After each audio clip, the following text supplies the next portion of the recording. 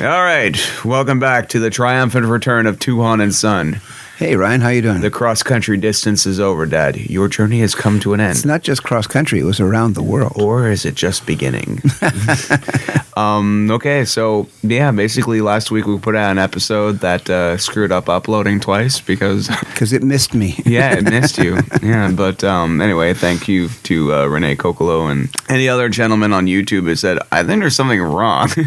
All right, so Dad, first of all, I guess your journey started off with a plane. Tell people how long it actually takes to fly to the Philippines, which is where you went. Well, I was leaving on the 12th of March, and I was supposed to fly through Chicago, Montreal to Chicago, Chicago to Narita, which is in Japan, and then Narita to Tokyo, which was going to bring me in. I'd leave at about 9 or 10 o'clock in the morning here, and I would arrive officially the next day at 10 o'clock in the evening because of the international date line and all sorts of stuff like that.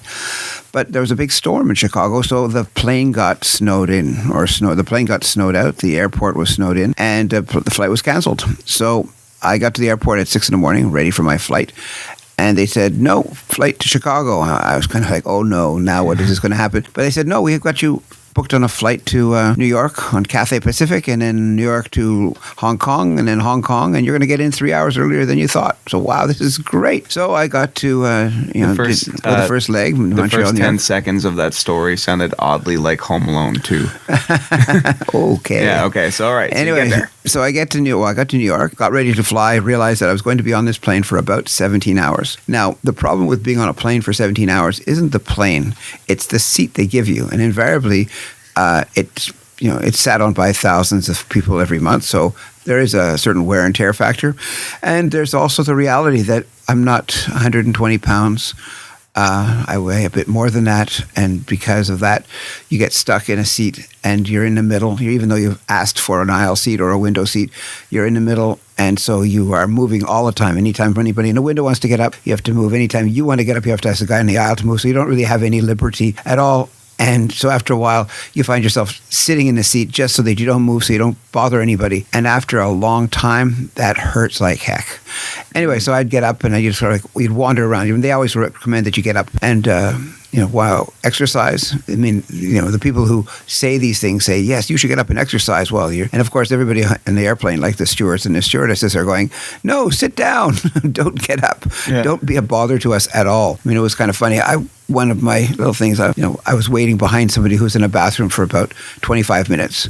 Because if you don't line up, you're going to be lined up behind somebody else at some point in time. And so the final person came out. I went in. About 2 seconds later, this very nice, otherwise Chinese lady was knocking on the door every 2 seconds, as if somehow, whatever I was planning to do, anything from washing my face to anything else available in that bathroom, she was knocking on the door as if somehow I was the one who had taken that half an hour and not the person before me. But she was right there with me waiting. But I guess she felt she had some kind of urgent needs that were not being addressed by me being in the bathroom at all. I think the urgent needs she had was more of a bodily function. Well, I know. That's what I wasn't talking about anything else. Anyway, so I spent all that time. I got to the airport in Hong Kong. So there was that. I went in, got my flight, and I was there at 6 o'clock in the evening or 6:30 in the evening instead of 10. And of course, all the wires were crossed, so I never got picked up at the airport. And it's really neat. In the Philippines, it only costs about between 200 and 400 pesos to get from the airport to Makati, where I was staying. And that's like anywhere from $5 to $10. But I went down to this area where you're supposed to go get picked up. And, basically there are a lot of people there that are considered agents, which means that they're in it for themselves and they're willing to share whatever they get from you with one of the gypsy taxi drivers, and which is why there are all these signs that do not take any taxis that aren't registered. Anyway, so this one... Is that kind of like some horror movie shit? No, not horror movie shit, but it's just that... They'll bring you to the middle of nowhere and be like, well, pay now or else. No, they'll just organize with you in advance. For example, this guy was... subject of child trafficking, Father? No, I'm not a child.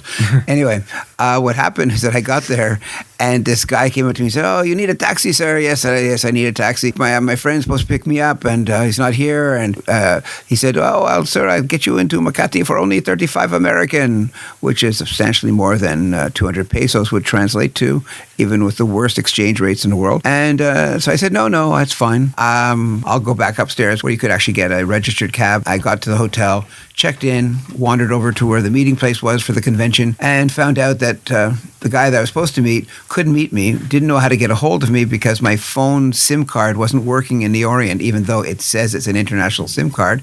And the person he sent in his place didn't really know what I looked like, so he had a picture of me on the cell phone, which you can imagine doesn't really give... It's a picture from like 1987. Yeah, well, maybe that picture from Tuhon and Son, who knows? Oh, crap. Anyway. When you're 14. Yeah, exactly. So anyway... Wires get crossed, that happens. When it's $5 or $10, it's not a killer, horrible problem. I just would have liked to have not waited that hour and a half or 2 hours I waited outside wondering... exactly what was going on, because people look at you like, here you are with bags, and so you'll go, how much can I get from him? So there's this kind of thing going on, and there are people there who would take advantage of you if you were silly enough to let them. So it's just, when you have to say, no, I'm not interested, no, I'm not interested, no, thank you very much, marang salamat, which is thank you very much in one of the Filipino dialects, say no, thank you, no, no, and then finally you get into a cab and go, thank goodness it's over. So that's how you got from point A to point B. That's right. All right. So, and just to be fair, though, we really do have to say that taking advantage of tourists is it's an international sport. Yes, it is. That more people participate in than the Olympics.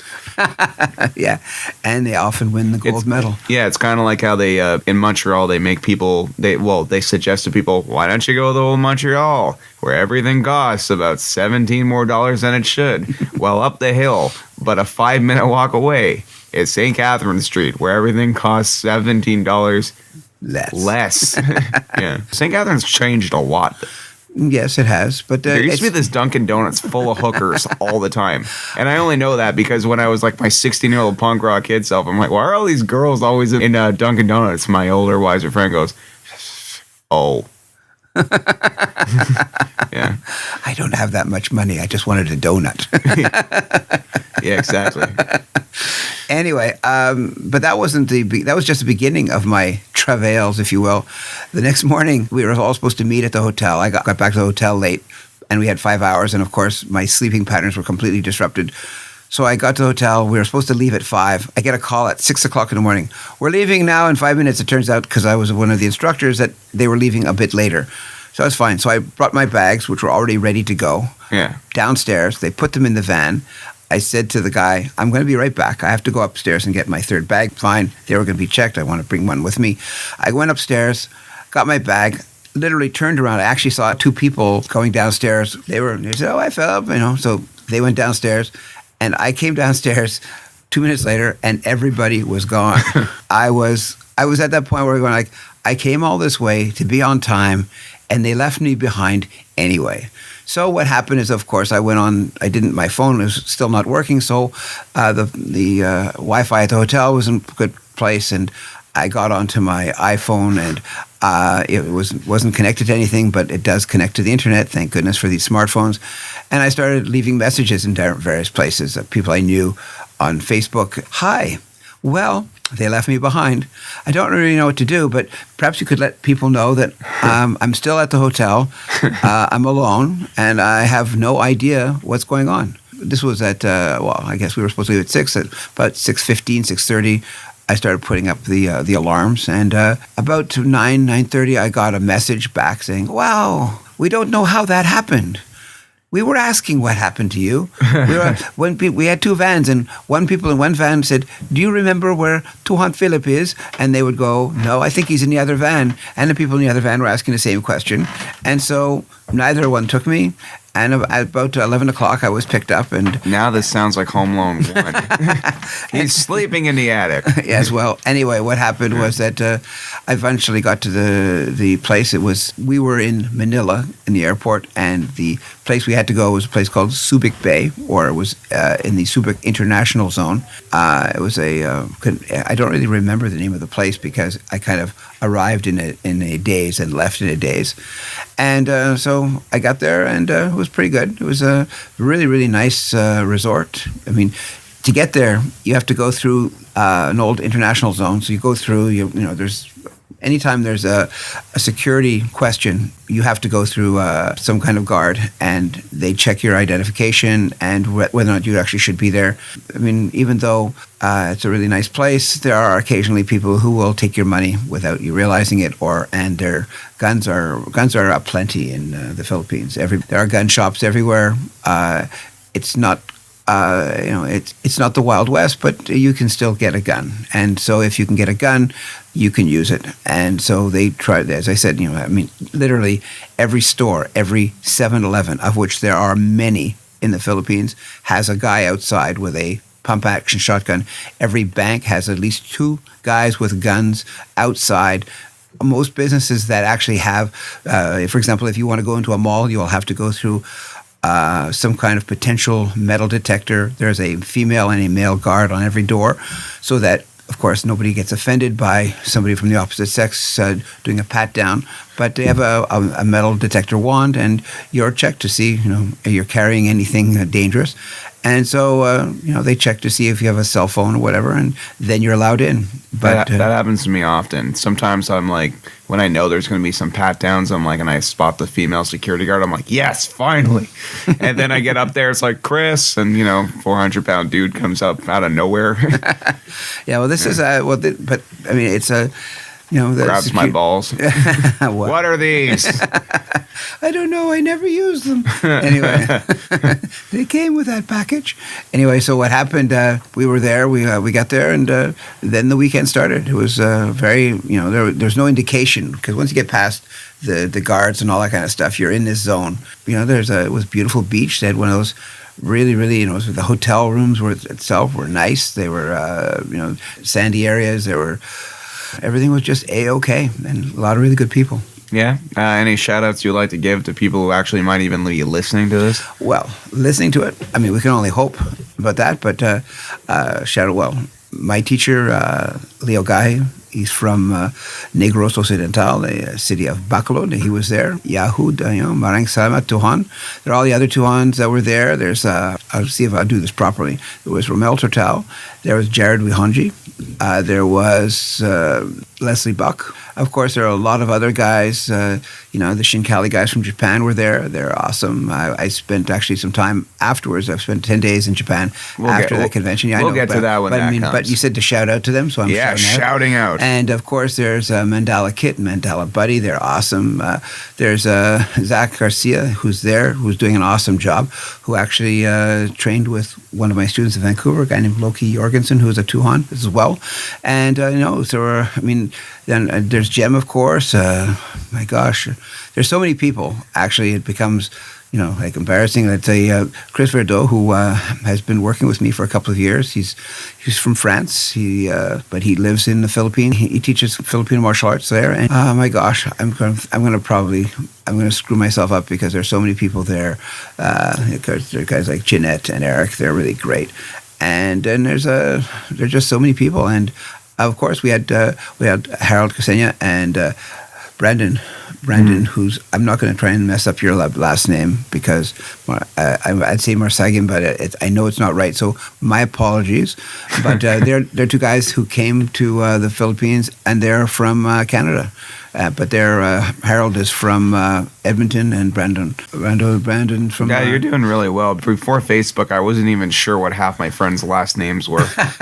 Yes, well, I'm not good at this most of the time. In fact, we have discussions, myself and my friends, and we're thinking about people who are in movies, and the problem is I have no idea what their name are. I can see their face, and I keep thinking, oh my goodness, I'm having one of those senior moments. But then I realize I never could remember their name. It's just that, when you're not 61 years old, you don't think it's a senior moment. You just think of, I can't remember their name. But when you're 61, you go, it's a senior moment. And then you start wondering whether or not anything else is not working. Yeah, because teenagers can put their back out and forget things. And, it's not really exactly. All right, Dad. So we're heading into too many facts and too much lists and documentations. Okay. Any, besides, being in your 60s and living out plots of a Home Alone movie, Which, by the way, the whole like cell phone not working in the middle of take a note, Macaulay Culkin. This is the only way you can be left at home alone and being like 40. Besides that, like getting to the Philippines, any like I don't know, funny, amusing anecdotes, stories? Well, no. I mean, once the convention started, it's there's so many people there. I mean, we had about 100 people, I think, participating. You would not have been able to find a continent in the world that wasn't represented there. And so as a result, it required an awful lot of time and energy and organization, which was done. There were a couple of guys who were really, really awesome about that. I'm not going to list them because you've asked me not to. No, you can list them.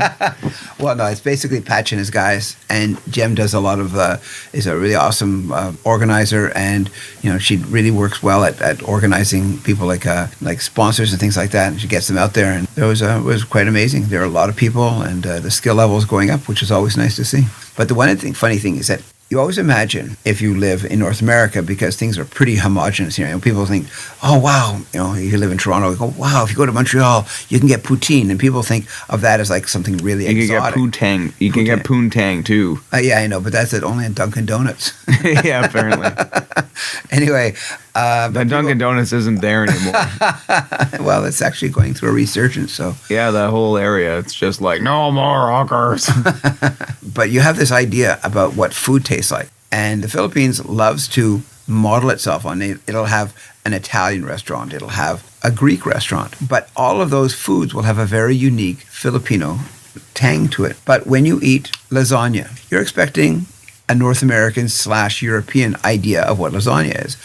But Filipinos generally like their stuff a little sweeter. They will use sugar more than salt. And so when you buy lasagna, you get this thing that anywhere else could have possibly been, I don't know, on the dessert menu. It's it's kind of funny, but it's like, and of course, rice with everything. No, whatever. Pizza in Italy doesn't even have cheese on it. I'm in shock. Yeah.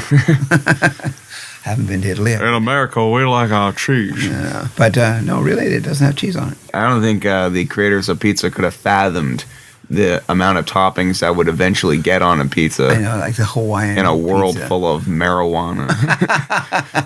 Wow. Let's put some gumballs on that stuff, man. Whoa, dude. Yeah. Anyway, the food is great, but it takes some getting used to. About a week after arriving, I got on a plane and went to visit my buddies in Japan, and that was an awesome experience unto itself.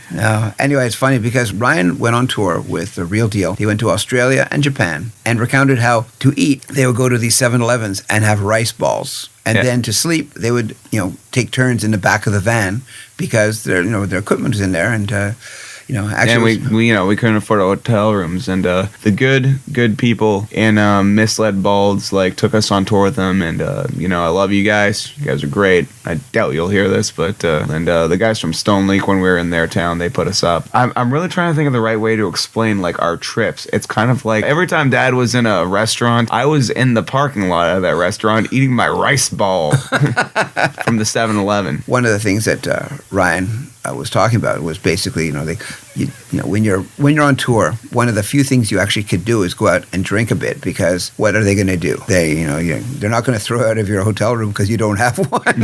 Yeah, we did go to the after parties after some shows because it was warmer there. Yeah, and luckily to my friend Jody Sims, who eventually moved to Canada, but she was living in Japan at the time. Really, economically speaking, if she didn't put us up for the first 5 days, I don't know what we would have did. Okay, well, yeah, it was kind of nice to adjust into the country when you had a home base option, but literally getting out of a plane and staying in a van would have been awful. Well, what was funny, I was traveling around with my friend Michel. Yeah. And Michel and I were traveling buddies. He'd come to the first training I did in Japan. We went through Hong Kong that first time, and the second time we decided that we would go back through Japan if it was possible. So we contacted the good people at Shinkalli in Japan, and they said, "Oh yeah, come on by." And it was very funny because I got to the airport. Up came this guy, Raw D, and introduced himself, then insisted on carrying my bags. And I was going to point, well, no, because after being in the Philippines, where if you leave your bag in the hands of someone else, it's gone. You kind of aren't really motivated to leave it in anybody else's hands. Now, there was nothing wrong with Roddy. Roddy was a really nice guy, but it's like you just don't give your stuff to someone else. Okay, but then the culture shock. Did he think that was a form of disrespect or something? Like, well, no. Why don't you want me to carry your bags? Well, yes. As a matter of fact, there was a whole. He'd received information that I was an instructor, and so therefore he treated me with great deference. And it was kind of funny because every time I'd go anywhere, I'd be, I'm used to carrying my own stuff, and there'd be a fight over who would get to carry my stuff, and it was kind of amusing. And then it's one of those things which, unfortunately, you can easily get used to. Me carrying my own stuff? Why would I want to do that? I've got my retainers with here. Anyway, so the guys from Shinkali in Japan treated me so amazingly. They would take me out. They would pick me up at the hotel. They wouldn't let me pay for anything. And every time I would try and do anything, it would be, I never drink very much, but I got used to drinking because, they're like, oh, Tuhon, would you like something to drink? Maybe some sake. So eventually, after saying no about 1 million times, you'd start saying yes. They've got this store called Don Quixote, which is a chain of, we would call them junkie stores, but they're not junkie. They're just, there are so many things you can buy. You can buy food in there, and you can buy sex toys, you can buy videos, you can buy phones, you can buy phone equipment, you can buy clothes, you can buy furniture. It is kind of like a department store, but departments you've never heard of. They have a small jewelry section. When you think about Japanese money, I mean, the yen there's about 90 or 100 yen to $1 conversion. Yeah, so when you hear this costs like 20,000 yen, it's like, North American wise, your heart stops. Your heart stops. But that's $200. Yeah, but they also have these coins where a $10 coin is this tiny thing the size of a penny. So when you give them this big wad of cash and they give you a couple of coins back, there's this little part of you, this jet lagged part of you that panics just a little bit. It's like, oh, how am I going to explain this? Anyway, yes, there's a bit of that.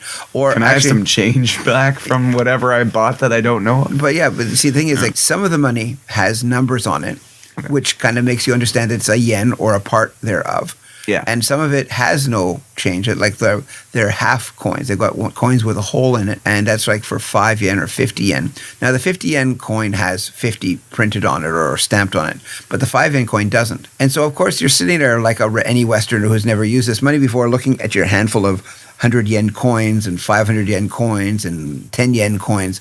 And, there's these aluminum type coins that are 1 yen that, basically could fly away in a stiff breeze. And you're trying to figure out how, they're pointing to the cash register or the screen, and it tells you how much you owe. And you're looking at the handful of coins going, so how does that translate into these things I have in my hand? Yeah. So, and it's funny because you realize that 100 yen is basically $1. So the translation would be like 10 of those coins is $10. And yeah.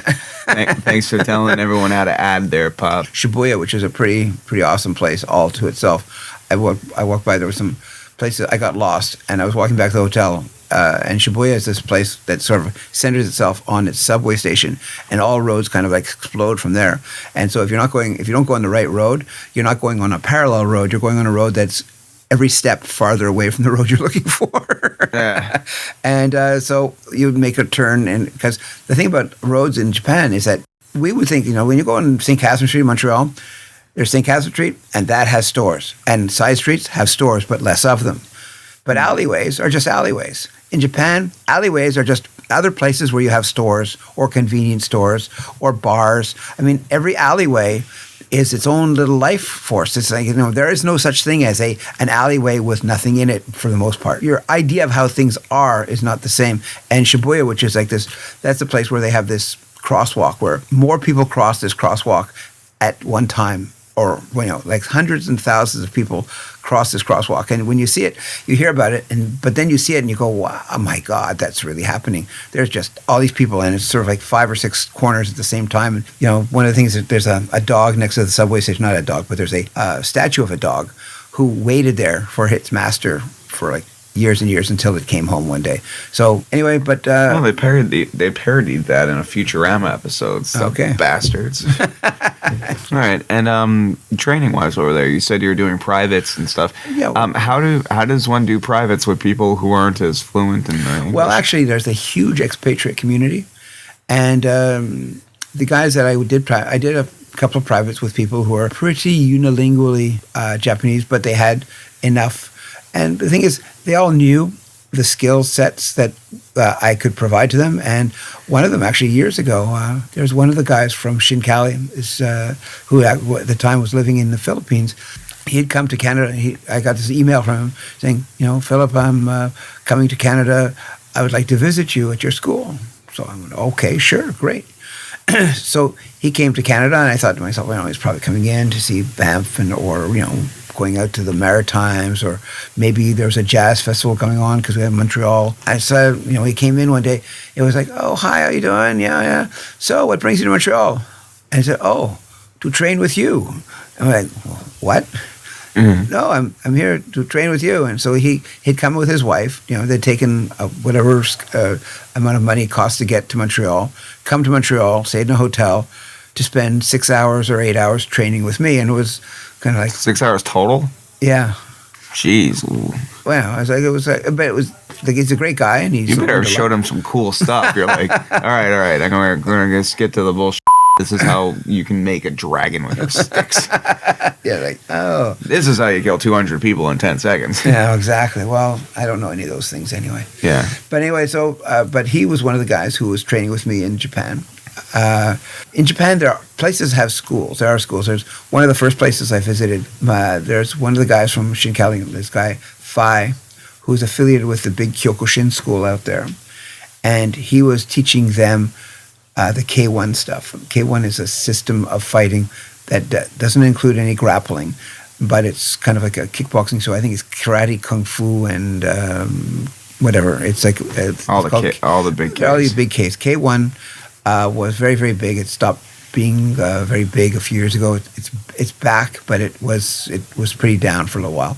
But the Kyokushin group has a small gym, or has a really big gym. They own a building in near Shibuya, I believe. In the building, it's about 9 floors. They have all these floors dedicated to conducting or not controlling, but different disciplines or one. No, just they do Kyokushin. They've got one school there. Well, so they got this big building with multiple floors with a different discipline on each one. That's like Bruce Lee Game of Death, man. No, actually, it's a big building. The ground floor is a restaurant, cafe, and I think the rest of it is just administration offices. They do have, but on one of the floors, they have a health club on one floor with all these new machines and stuff like that. One thing that I went for was they had this really great Japanese sauna, where you sort of sit there and you'd kind of sit on these little stools and wash yourself, and then you'd have a sauna and then these cold baths and warm baths that you could like jump into, which was very, very comfortable. Sensei Phi was there, and but he's affiliated with the International Kyokushin Organization, and the people who run martial arts in Japan has to be recognized by the government at some point. Really? To be, there's in Europe, it's like that. But in North America, it's pretty much free form. Is that like the old thing, like, I'm so good, I have to register myself as a deadly lethal weapon? Rigs! Well, maybe there was some of that originally, but that's not the reason why they want to do it. They just don't want charlatans, because they respect, in Japan, they have something called koryu. Koryu means old style fighting arts. Uh-huh. The ryu means style, and ko means old. And so, for example, old styles of sword fighting, old styles of jujitsu get grouped under the stuff called koryu. And the places like the Kodokan, which is the headquarters for judo internationally, will sponsor or used to sponsor these old jujitsu styles to keep them stable and keep them happening. But I think because of that, because they had this old style of fighting, then it was always part of the Japanese psyche, and they did this stuff, and so they kind of demand that people who, if you want to be recognized, anybody can teach anything they want. I meet you at the corner, in a park. We worked out at Yoyogi Park, which is the park attached to the old Olympic Center, and you'll see people doing martial arts. See people practicing Tai Chi in a corner. It's not, nobody comes up to you and asks you if you have a permit to do Tai Chi or anything like that, or if you have 2 or 3 students, they're not going to ask you about that. But if you want to start renting space from one of the myriad of community centers, which is how most people do it, because you can't really afford to rent a space. Just imagine Tokyo is probably one of the most expensive cities to you spend a lot of money. People get paid a lot of money, but it costs a lot to live there. It's same thing when they say, if someone lives in Toronto or Vancouver and they're like, oh man, this person gets paid so much money. It's like, yeah, because the cost of rent is astounding. Well, the cost of living in a lot of big places is it's always a bit of a shock for people. But anyway, in Tokyo it's expensive, and there are a lot of community centers. But it's funny because it's not like you can rent a room at a community center on a regular basis. It's kind of like there's so much demand for these rooms that there's kind of like a lottery system. So you go in and put your name in, but there's maybe 9 rooms of varying sizes. So there's no guarantee that you're going to get the room that you expect to get or you'd like to get. The Olympic Center, sometimes you get a small room, and sometimes you get a huge room. But you can't, if you have a large seminar, you have to be able to bring those people into there. So I did some part of the seminar I was teaching was in Yokohama, and there's right next to the community center where we were, there was we'll call it a park because it is a park, but it was concrete. It was more like a pedestrian walkway. It was pretty long. It was at least 10 or 15 blocks long, but these large plazas. And we just went out there and started using our weapons. And the people who were in the seminar, they'd all, this is not an abnormal thing. And, you just concentrate on what you're doing. And it's kind of funny because there'll be these people coming along, these older Japanese gentlemen, and you could sort of see that they were curious. But nobody ever stopped and actually asked questions or anything. But it was an interesting experience to have these people sort of staring at what you're doing, and then of course you're asking yourself, well, do I increase the quality of what I'm showing? Do I? Of course, you're not going to really impress anybody, but it doesn't stop you from thinking about it. So, what was your favorite day in the Philippines? Like, what would you say was the day when you're just like, man, this is awesome. I'm so glad I'm here. I guess probably halfway through the Saturday. I mean, just because everything was working out so well. Everything was firing on all cylinders. The organization, I mean, this is the 4th year that the convention, it's the Pekiti-Tirsia Asia Pacific Organizing Committee. So these guys have gotten together. The first year, it was at a resort where they had done some video shoot, but the food wasn't very good from what I gather. I wasn't there. And all sorts. There was a litany of other complaints, but it was just like one of those things where you go like, look, it's their first time. I mean, complain later. If they don't learn. And so I was at the 2nd, 3rd, and 4th one, and every year it's getting better. These guys are, it's like anything. You have an organizational team that figures out how to do stuff. You figure out what your money can buy, how much respect it'll get you. But the second one, for example, was at a place called Stilts. It was a very nice place. It was in the Philippines. But where the houses were, where the cabins were, where we all stayed, were these places that were on stilts. That's what it's called, the place called Stilts. And it was out in the middle of the ocean. But it wasn't very deep. And it was based on, I guess there was a coral outcropping underneath, which gave some support. But you didn't want to go swimming there because they had spiny fish that could hurt your feet if you stepped on them. So it was shallow enough so that you could actually walk around. It was about chest level. Could they kill the crocodile hunter? I don't know about that, but they could make his feet really sore. Okay, just need to know that. Yeah, of course, you don't have to run into them. There's a lot of places to swim. But when you kind of get up at these, this beautiful cabin-y thing that's, with winds are blowing in, and so maybe somebody would be silly and decide to dive off. It's not like they're sitting around trying to get people to step on them, but when you do, they'll respond by leaving one of their barbs in your foot. What do you think in the Philippines was the oddest, most amusing thing that happened just because of a lack of communication? You mean besides being left at the hotel by myself for 3 hours? But lack of communication, what's the funniest thing that happens? Because sometimes, words can be translated, but if it's a word off, it sounds really bizarre. Well, that would happen more in Japan because there are a lot of people who speak English and who can translate things into Japanese. A lot of Japanese people who think they speak English a lot better than they do, and they don't speak English as well as they would like. And so the fractured Fringlish or Jinglish was very funny. I remember seeing a sweatshirt, and this happens all over the place. So it's not a unique thing. But being so close to Vermont, you see an awful lot of Vermont souvenirs, right? So people will buy a sweatshirt saying, Vermont, Lake Champlain. Okay. But they had some Japanese-made shirts saying the same thing, saying Vermont, Lake of Champlain. Yeah, I was amazed about how much American stuff actually is in Japan when I went there. I was actually I was one of the guys where I'm just like, yo, where's a sweater with a bunch of, with some authentic Japanese writing on it, man? Why would they have that when it says Japan, but I completely understand. It's like a Japanese person coming here and saying, okay, where's all the Alanis Morissette t-shirts? It's like, we really, really, really want some Celine Dion stuff. Like, where do we find that? I'm like, I don't know, the garbage. So, favorite day in Japan? This trip or last? Just the trip that made you really say, wow. Well, the one thing that these guys were really good at is going out and celebrating things. They get together. They're very organized as far as that's concerned. So they, on the last day, that was on the last Sunday, the 30th of March, the seminar was over. Everything was over. I worked a lot harder than I realized. Excuse me. And because I'd worked a lot harder than I realized, I was a lot more tired than I realized. And so we went out, and I don't drink very much. At least I don't think I drink very much. You don't. I don't drink much here. But comparison to your offspring, no. You're anyway, you're like you're like an 8-year-old that has a glass of wine and goes woo. Anyway, I was going woohoo in Japan I would drink vodka with a chaser of Coke, and it got to the point where people were buying me vodkas without, they wouldn't ask me anymore. They're just like, this vodka would appear that drink is now called the Philip. Yeah, well. Yeah.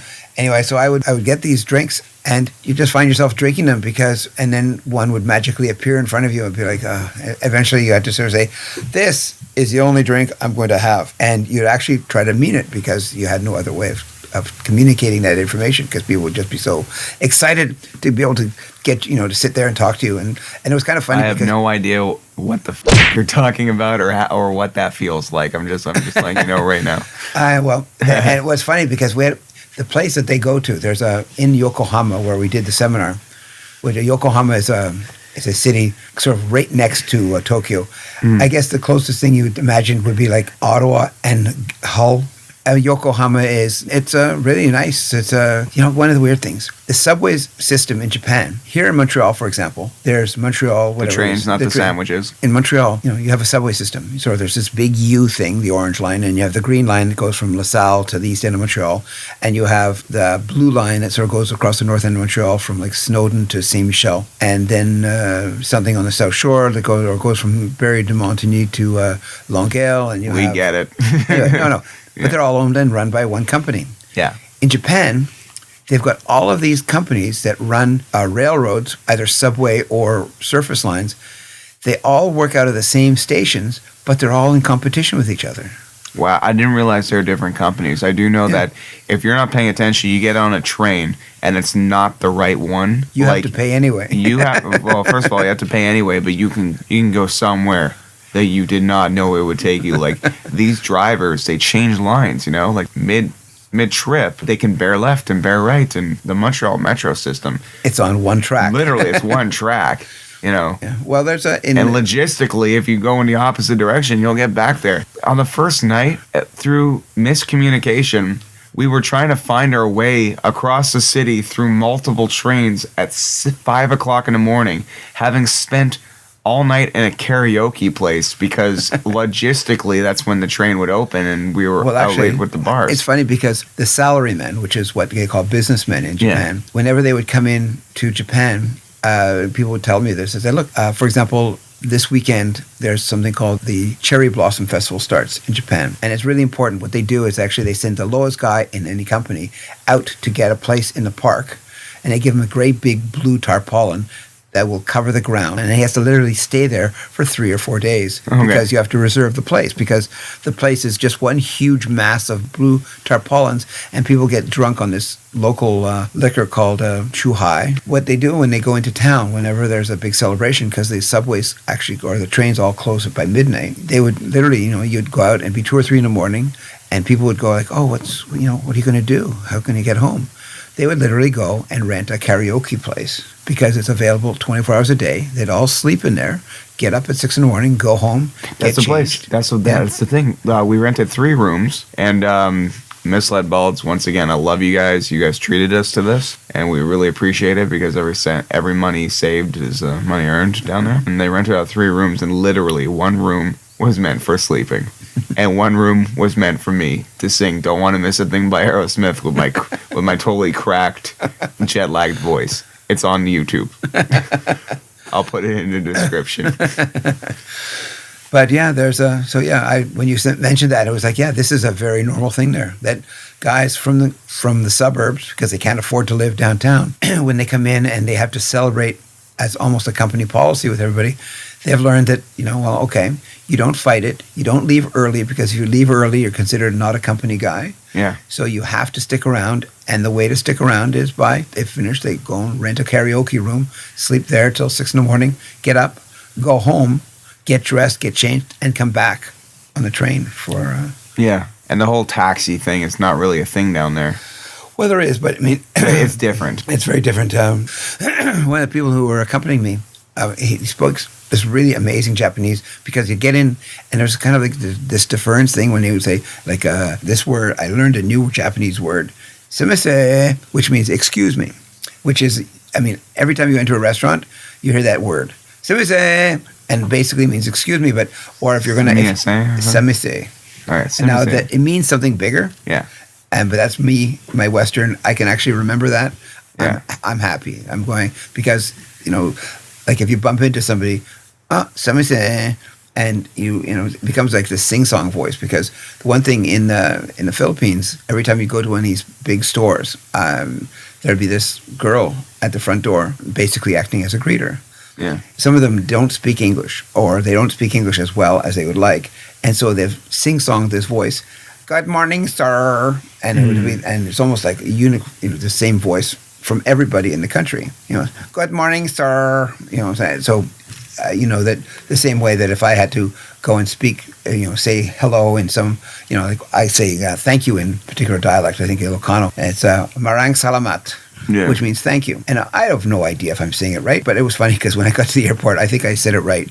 I gave my passport to the guy at immigration control, and he said it was a Canadian passport. He stamped my thing. He goes, "Yes, okay, here." And so I handed it back to me. And in my attempt to become international, I went, "Marang salamat." And so the guy immediately grabbed the passport back and started saying, "Well, where are you from?" Because I went, yeah. Next time, say it like Matthew McConaughey or something. My salamat. Yeah. All right. Yeah. I had to basically acknowledge that. No, I don't live here, and I don't come from here, and I'm not Filipino. I'm a Canadian, just like it says. And I have no idea what the word I just said means. I said, yes, my mom told me to be polite, so I'm saying thank you.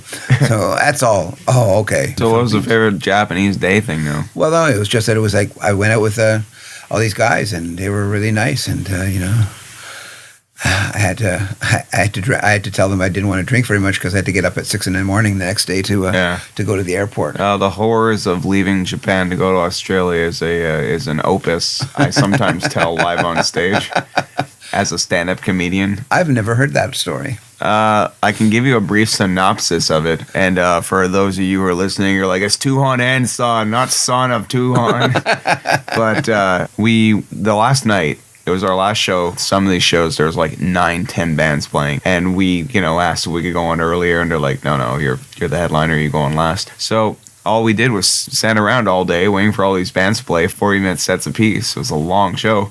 We just got drunk, and every time a band would finish, we'd pretty much grab them and pour a bottle down their throat and be like, all right, welcome to hell.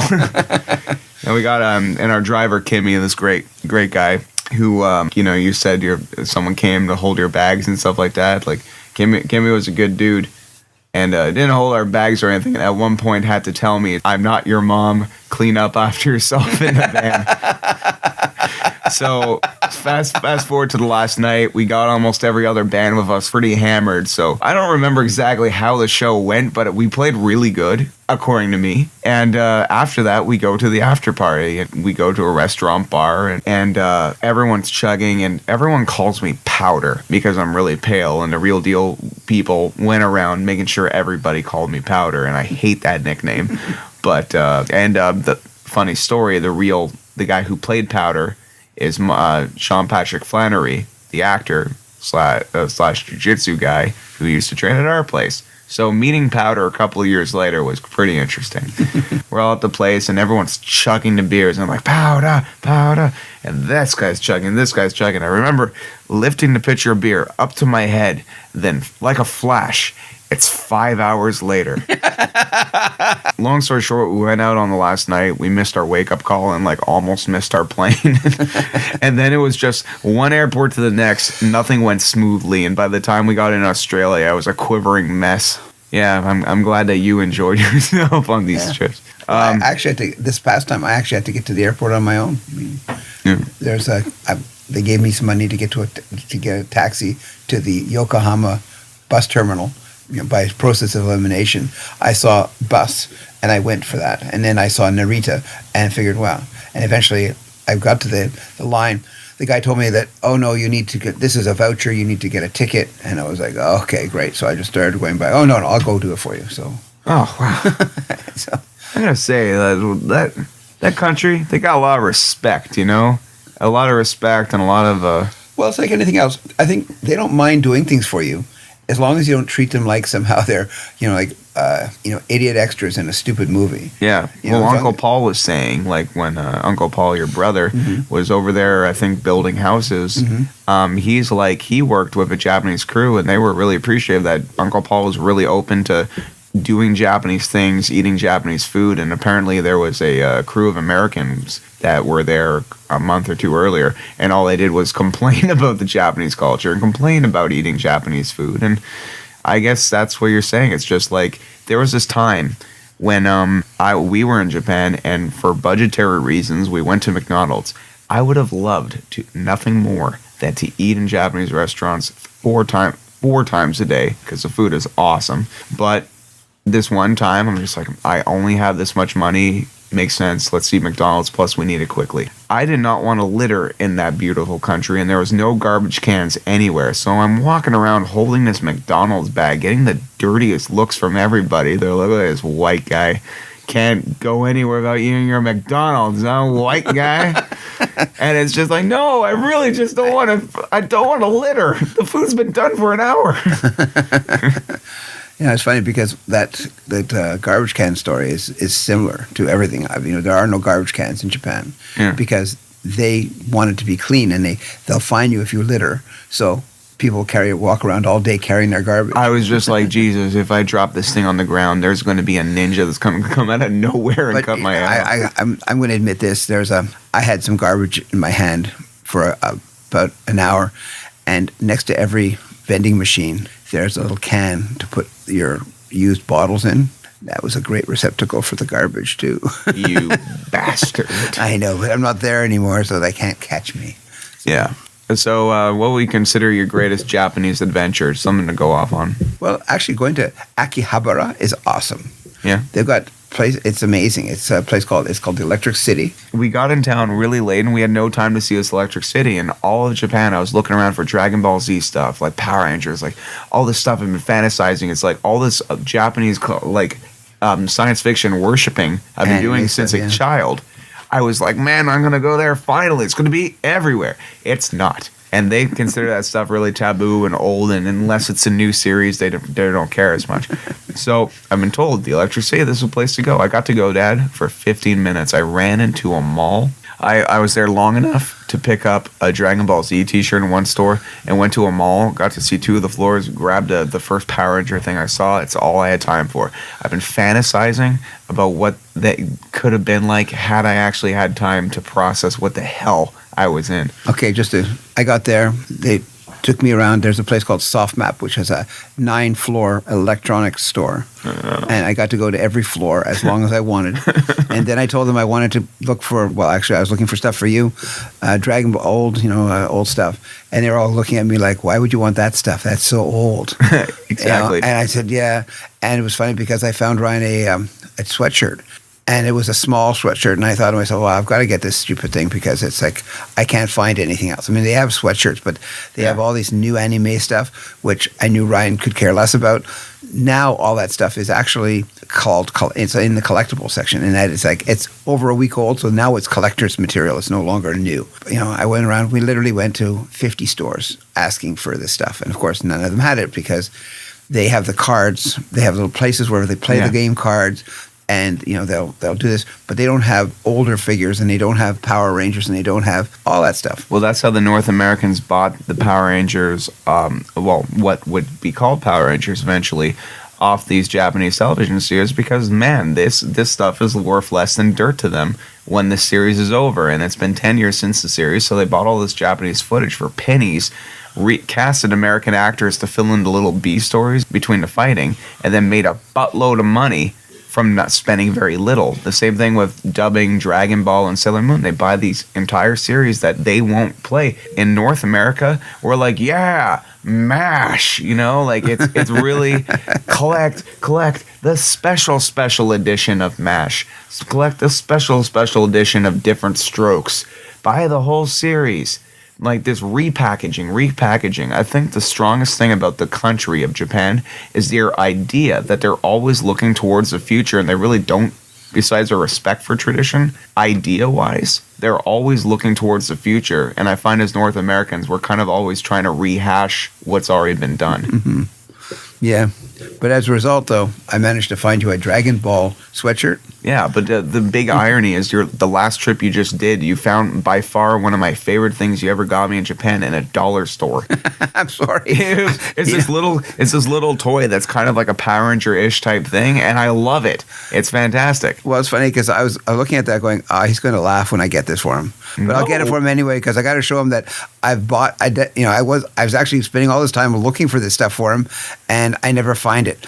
And so it's like, oh, okay, well, but that's just it. You can't know what other person's going to want. That's why when people complain about the souvenirs they get, like, oh, why didn't they know? Well, of course not. You never tell them your deepest, darkest secrets. You never say, hey, you know something? If you ever go to New York, could you go to the corner of 56 and whatever, and there's this little store, and it has this thing in it that I really like. You never hear that. No. You sort of keep that information to yourself. What can I grab at the airport? Yeah, exactly. So you've traveled the world. You've been to Russia, France, where else? Germany, tons of places. Lots of time for another day to tell about. That was your trip, Dad.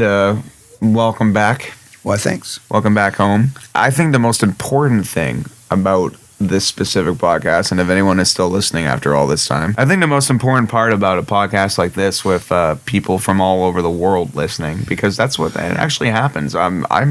This is going to be our 6th episode, and I'm very pleased with the reception. I put it on, I'm like, all right, so what, we'll get 30, 50, and then the first episode's over 1,000 now, and that's just great. So everyone listening, we're on YouTube. We look us up as Tuhon and Son on YouTube, but we're also on Spreaker, and you have the option of downloading it on that. So if you want to listen to these episodes on your iPhone at your own convenience, sometimes the episodes are a little longer, and if you want to listen to it on a treadmill or when you're mid-jump kick, that's a good thing. But before we wrap up that, is there a special general message you could give to all the people that set you up or held your bag or just did something cool to you? Well, no, thanks very much, everybody. You guys are the reasons I have these great memories. I mean, it's it's all very well and good to spend your life, doing this training stuff, but it's only when you meet people and you realize how great they are that you realize that you haven't been wasting your time, and that's definitely worth it. Good words from a good man. Thank you for listening to another episode of Tuhon and Son.